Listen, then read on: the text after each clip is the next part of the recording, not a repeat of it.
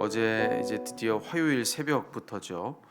욥기 38장이 시작이 되면 이제 욥기의 그간 흐름에 새로운 국면이 이제 펼쳐지게 됩니다. 그간 욥과 세 친구가 끊임없이 논쟁을 계속해 왔죠. 그 팽팽한 긴장 관계가 계속해서 이어지다가 엘리후라고 하는 또 다른 인물이 등장을 하면서 이제 무언가 소강 상태에 이르게 됩니다. 그 팽팽한 긴장 관계 그걸 깨뜨리면서 그 사이에 틈을 내는 것이 엘리후가 했던 일이라고 한다면, 자 엘리후가 열어놓은 그 틈으로 이제 하나님께서 등장하십니다. 추상과 같은 호령과 함께 하나님께서 등장하시는데 38장 1절에서 하나님께서 이렇게 질문을 하시죠. 내가 물을 테니 내게 대답해 봐라. 이제 그렇게 질문을 하십니다. 그렇게 말씀을 하세요. 그러면서 쉴 새 없는 질문을 하나님께서 던지십니다. 그것이 이제 38장 1절부터 어제 읽은 말씀까지 이제 계속되는 내용들인데요. 이제 처음에 하나님께서 물으시는 질문들은 주로 이제 창조의 섭리와 관계된 그런 질문들입니다. 창조의 이치, 그 섭리에 대해서 네가 과연 아는 게 있느냐라고 하는 그런 각양각색의 그런 질문들을 하나님께 던지시죠.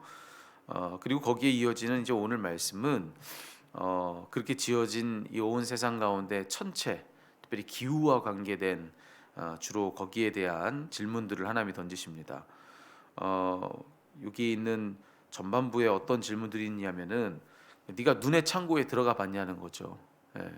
그리고 해가 뜨는 곳에 가본 적이 있느냐, 동풍이 어느 쪽으로 흩어지는지, 그 바람이 어떻게 부는지 네가 그 이치를 다 알고 있느냐라고 하는 그런 이야기들을 질문으로 하나님이 던지시는 장면을 우리 본문을 읽었습니다.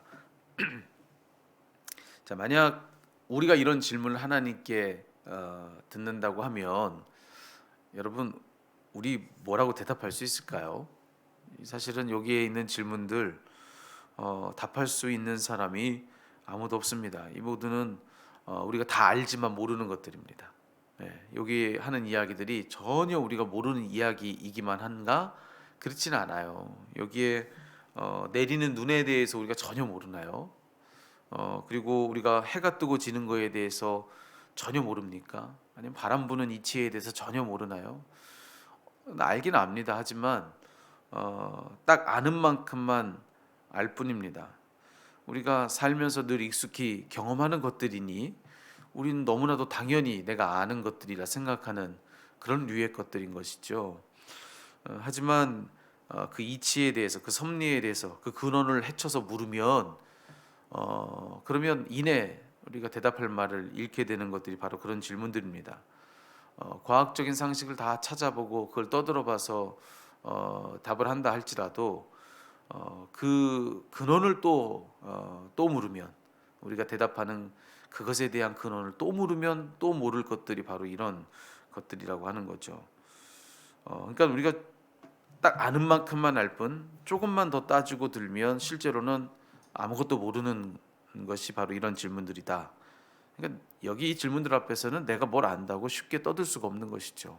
예. 아무것도 우리는 모르면서 안다고 생각하는 것이다라고 하는 것을 뼈저리게 느끼게 해주는 질문들이 바로 이런 질문들이라고 할 수가 있습니다. 자, 오늘 본문에는 또 그런 질문들만 있는 건 아니죠. 또 이런 질문들도 있습니다. 누가 했느냐는 거예요. 이 모든 것들을. 그리고 또 이 모든 것들을 누가 알겠냐는 그런 질문들을 던지죠. 좀 쉬운 말로 여기 질문들을 풀어낸 우리말 성경으로 그 구절을 소개하면, 여러분 이런 질문들이 있죠. 누가 이슬방울을 낳았느냐? 얼음이 누구의 태에서 나왔느냐? 하늘에서 내리는 서리는 누가 냈느냐? 누가 속에 지혜를 두었느냐? 누가 마음속에 지각을 주었느냐? 누가 지혜롭게 구름을 셀 수 있느냐? 누가 하늘에 물병들을 쏟을 수 있느냐? 누가 했느냐는 거예요. 그 모든 것을 아는 게 누구냐는 거죠. 자, 이런 질문들을 하나님께서 쉴 새 없이 쏟아내십니다. 앞서서 세상의 이치에 대해서, 특별히 기후의 모든 현상에 대한 그 속 이치를 묻는 질문들에 대해서, 자 우리가 대답하려고 해도 대답할 말이 없습니다. 우리 그렇게 얘기 나눴습니다. 우리 정말 뭐 우리가 안다 하는 것들이지만 실상 우리가 하나도 아는 바가 없습니다. 이제 그것이 우리의 답변이었다면 여기 누가를 묻는 이 질문들에 대해서는 우리 사실 그 모든 질문들에 대한 명백한 답을 다 알고 있습니다. 이 모든 것을 다 알고 있는 사람이 누구냐? 이 모든 것을 다 할 수 있는 이가 누구냐? 여러분 이 질문에 대해서는 딱 답은 하나밖에 없습니다. 하나님이시죠. 예. 하나님이 다 알고 계십니다. 그리고 하나님이 다 그렇게 하신 겁니다. 그러니까 여기 이 질문들에 대해서 내가 모르는 그것을 다 알고 계시는 분은 하나님이십니다. 그리고 나는 도무지 할 수 없는 그런 모든 일들을 다 그렇게 하신 분도 하나님이십니다. 네. 그러니까 우리가 모르는 걸 하나님은 아시고 우리가 못하는 걸 하나님은 하신다. 이제 그런 것들이 너무나도 명백해지는 그런 대목들이 여기 주로 후반절에 기록이 되어 있는 거죠. 자, 여기 질문들 하나님께로부터 세차게 떨어지고 있는 이 질문의 공세들 앞에 섰을 때 욥이 어떠했을까? 우리가 그걸 좀 생각해 볼 필요가 있을 것 같아요. 실제로 이 질문을 받은 거는 욥입니다. 욥이 하나님께로부터 이런 모든 질문들을 들었을 때에 그가 어떠했을지, 그 질문들 앞에서 어땠을지 한번 우리가 생각해 봐야 되는데, 여러분 여기 모든 질문들은 다 내가 누군지 그리고 하나님이 누군지 그거 밝히 드러내는 그런 질문들은 아니겠습니까? 그러니까 나와 하나님과의 격차가 도대체 얼만큼인지를 다 명명백백히 드러내는 그런 질문들이 바로 이런 질문들이라고 할 수가 있습니다. 자, 그런 질문들 앞에서 욥은 어땠을까? 네. 여러분 우리가 장엄한 자연경관 앞에만 서도요 할 말을 잃게 됩니다. 아마 그런 경험들을 여러분 살면서 해보셨으리라고 생각해요. 정말 나는 이렇게도 작은데 그런 나에 비하면 너무나도 크고 어마어마한 무언가 앞에 섰을 때 그때 어떤 느낌들을 가졌는지 아마 여러분 기억하시는 일들이 있겠죠.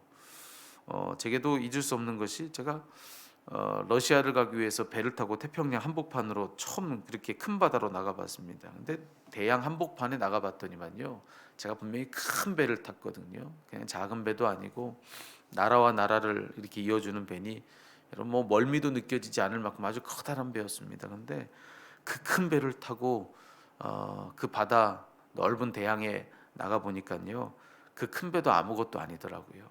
이 배 정말 크다 그랬는데 정말 바다 한복판에 정말 사방팔방 다 수평선밖에 없는 그곳으로 나가봤더니만, 그리고 그 수심이 얼마나 깊은지요. 그 바다가 푸르다 못해서 검기까지 한 그런 바다 한복판으로 나가 보니까 그 배 아무것도 아니더라고요. 그러니 그 안에 타고 있는 저는 얼마나 더 아무것도 아닌 존재였겠습니까? 언젠가 한번 말씀드렸던 것 같아요. 제가 그 배를 타고서 늦은 밤에 씻기 위해서 잠깐 나왔다가 가판 위에 그냥 혼자 나가봤습니다. 그러고선 그 난간에 이렇게 서서 저 바다를 물끄러미 쳐다보고 있는데요. 이러고 보고 있는데 누가 저를 슥 밀어가지고 떨어지면 나는 아예 있지도 않은 존재겠구나. 내가 있는지 없는지 그것도 모르겠구나. 이 바다 속에선 그런 생각이 들더라고요. 무섭더라고요. 이 바다 이 깊이가 어디까지 깊을까? 이 생각을 하니까 얼마나 무섭던지요.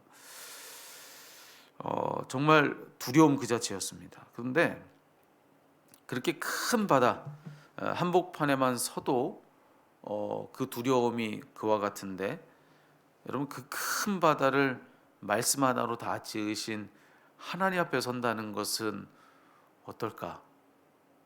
얼마나 두려운 일일까라고 하는 그런 생각이 제게 들었습니다. 여러분 욥에겐 그간에 질문이 많았습니다. 원망도 많았고 불평도 많았습니다. 할 말 많았던 것이 참 욥의 그간의 그런 형편들이고 상황들이었죠. 그리고 그의 모습이 그랬고요, 실제로도. 근데 여러분 생각해 보는 거예요. 여전히 이 모든 질문 앞에서 하나님을 대면하여 봤을 때에도 그는 그토록 많은 질문들을 여전히 할 수 있었을까? 여전히 원망하고 여전히 불평할 수 있을까? 아마 여러분 그에게는 그 아무것도 없었을 것입니다. 아무 할 말을 찾을 수가 없었을 것입니다. 그 어떤 질문도 더 이상 의미가 없고요. 그리고 어떤 원망과 불평도 하나 의미가 없었을 것입니다. 그저 한없는 경외심에 사로잡힌 것 외에는 그에게는 그 아무것도 없었을 것이다. 저는 그랬을 것 같습니다.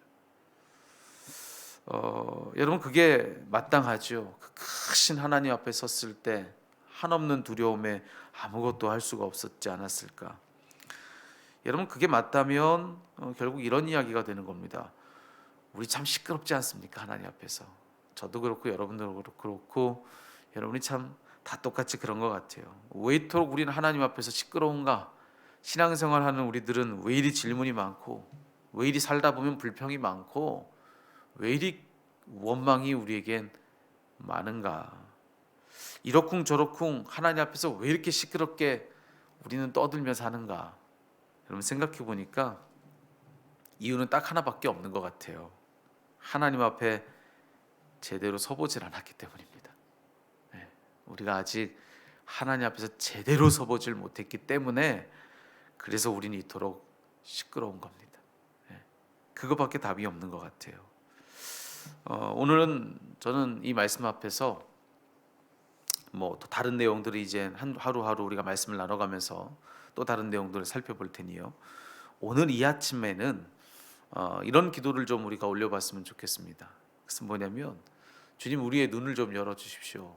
그리고 우리의 귀를 열어주십시오. 그래서 실로 주님이 누구신지를 보고 또 들을 수 있게 해주십시오. 그래서 우리 앞에 서 계신 당신이 실로 누구신지 어떤 분이신지 저 그것 좀 깨달아 알도록 주여 제게 그런 깨달음을 더하여 주옵소서. 여러분 바라기는 우리가 하나님 앞에서 날로 더 잠잠해졌으면 좋겠습니다. 정말로 이러쿵저러쿵 말 많은 저의 모습 그리고 우리들의 모습이 여러분 정말 하나님 앞에서 정말 이상하리 많지 참 잠잠해지고 또 잠잠해질 수 있으면 좋겠습니다. 그래야 하나님 앞에 서본 사람입니다. 그래야 하나님 앞에 서본 사람입니다. 몰라서가 아니죠. 원망이 없어서가 아니죠. 질문이 없고 불평이 없어서가 아니죠. 하지만 그 모든 것이 다 빛을 이룰 수밖에 없습니다. 진정 하나님 앞에 섰다면, 진짜 하나님 앞에 섰다면 여러분 아무 말도 우리는 할 수 없을 것입니다. 그래서 바라는 것은 여러분 우리가 조금 더 잠잠해지고 또 잠잠해지길 바라는 것이죠. 그분 앞에 마침내 섬으로써 우리가 그렇게 잠잠해질 수 있기를. 여러분 오늘 이 아침에는 그런 기도를 좀 하나님 앞에 올려봤으면 좋겠습니다. 주여 저로 하여금 이 시끄러운 저로 하여금 잠잠케 하옵소서. 잠잠하게 하옵소서. 우리 그렇게 기도할 수 있는 그런 이 아침이 되었으면 좋겠습니다.